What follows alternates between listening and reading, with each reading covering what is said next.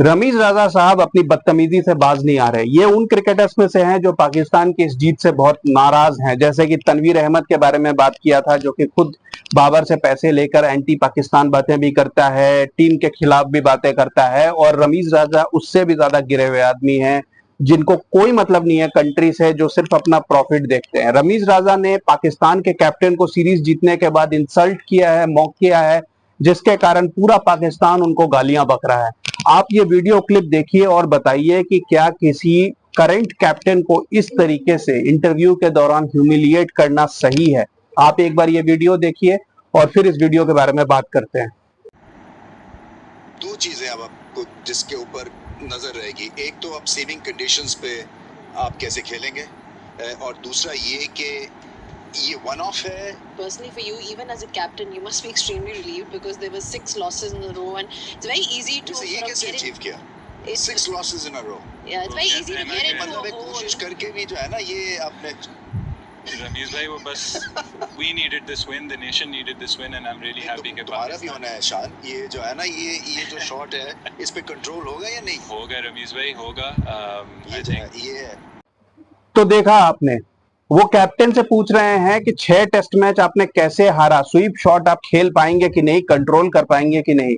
क्या बाबर आजम से आप ऐसे कैप्टन पूछते रमीज राजा साहब? क्योंकि आप तो उनसे शादी करना चाहते थे, आप पता नहीं बाबर आजम के साथ और क्या क्या करना चाहते थे।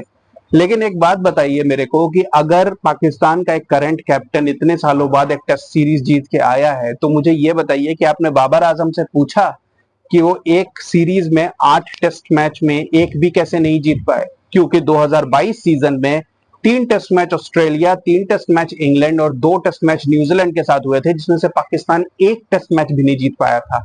4 टेस्ट मैच हारा था और 4 ड्रॉ हुए थे।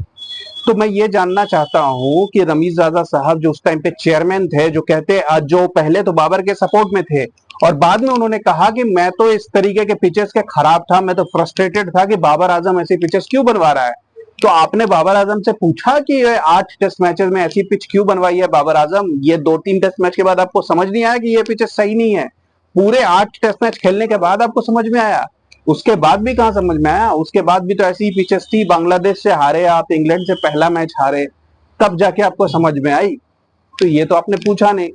और शान मसूद ने जो 6 टेस्ट मैच हारे हैं, उसमें पहले 3 तो ऑस्ट्रेलिया में थे, जहां पर आपकी टीम भी नहीं जीत पाई थी रमीज राजा साहब, जिसमें वसीम बकार और पता नहीं क्या क्या लेजेंड्स मौजूद थे, वो भी नहीं जीत पाई थी।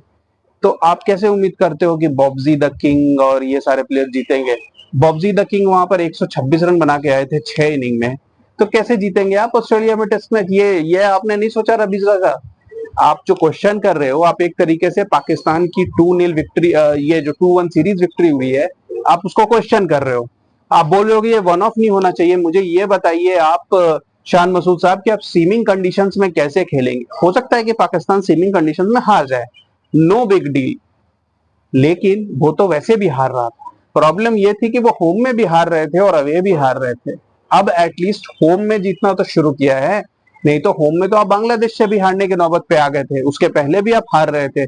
अब 3.5 साल बाद होम में कोई सीरीज जीते हो, तो अभी अचानक से ये टीम कोई वर्ल्ड बीटर नहीं हो गई है कि अभी ये सबको हराना शुरू कर देगी। हमें सबको पता है कि इस टीम में अभी भी वैसी बात नहीं है। ये तो आपने स्पिनिंग ट्रैक्स बनाए और आपके 2 स्पिनर अच्छे थे, जाहिद महमूद तो यहाँ पे भी कुछ नहीं कर पा रहे। तो ये आपको सीरीज सिर्फ 2 प्लेयर्स ने जिताई है, और बैटिंग में थोड़ा बहुत आप कह सकते हो कि सलमान अली आगा और साउद शकील ने परफॉर्मेंस दी है, लेकिन अभी भी आपकी टीम बहुत वीक है। ये 4-5 प्लेयर्स के अलावा आपकी टीम में अभी भी कोई ढंग का क्वालिटी फास्ट बॉलर नहीं है।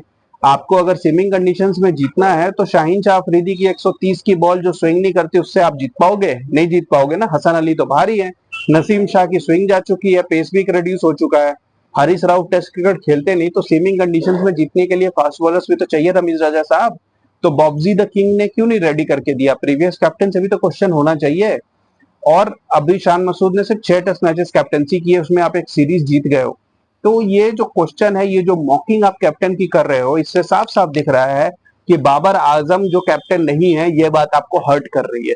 बाबर आजम के एब्सेंस में जो पाकिस्तान जीत गई, ये बात आपको और ज्यादा हर्ट कर रही है, और इसीलिए आप कैप्टन को मॉक कर रहे हो, आप कैप्टन का मजाक उड़ा रहे हो, ताकि किसी तरीके से आप उसे डिमीन कर सको, डाउनग्रेड कर सको, और फिर ये दिखा सको कि बाबर आजम बहुत ही बेहतरीन है। लेकिन बाबर आजम अपनी परफॉर्मेंसेस की वजह से ड्रॉप हुए हैं और फ्रैंकली स्पीकिंग अगर ऑस्ट्रेलिया में ये बुरी तरीके से ओडीआई सीरीज हार जाते हैं तो कोई बड़ी बात नहीं कि पीसीबी ये भी सोचे कि जैसे टेस्ट टीम से इनको बाहर निकाल के हम जीतने लगे, हो सकता है ओडीआई टीम से भी हम इनको बाहर निकालें तो हमारी टीम की परफॉर्मेंस सुधर जाए।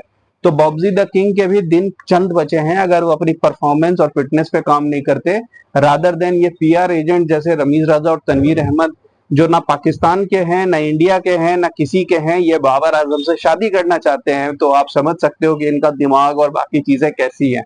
Keep watching guys, thank you.